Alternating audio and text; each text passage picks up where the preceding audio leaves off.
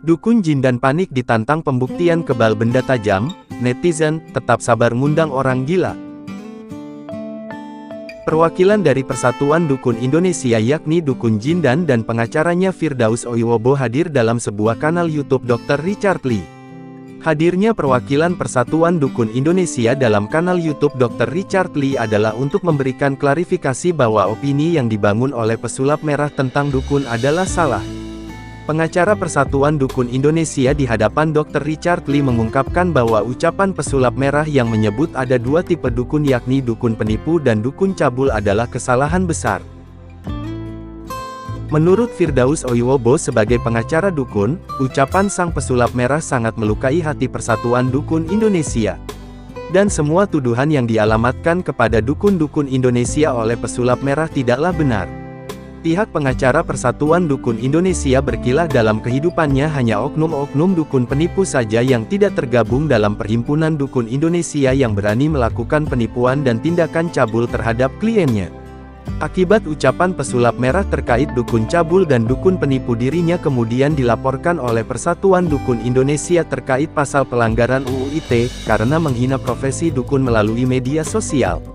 Marcel menyatakan dengan jelas dan gamblang bahwa dukun itu profesinya adalah sebagai penipu dan cabul, ungkap pengacara Persatuan Dukun Indonesia. Saat tengah asik membahas pelaporan pesulap merah, Dr. Richard Lee menantang pembuktian terhadap dukun bernama Jindan untuk mengetes ilmu kebal yang dimilikinya.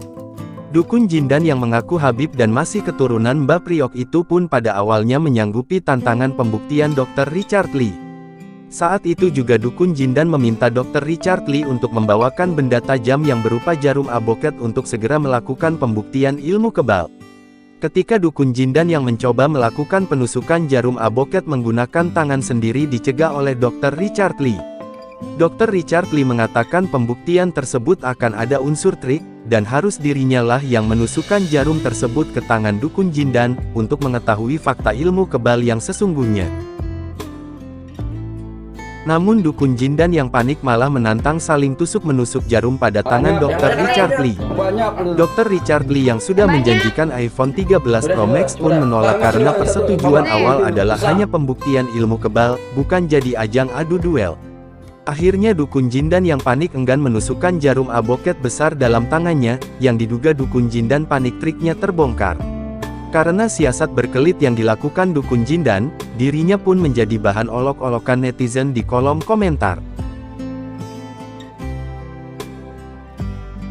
Salut sama Dr. Richard, meskipun beliau ngundang orang gila, dia tetap sabar, mantap dokter, tulis akun YouTube Sukron Antonio 7890.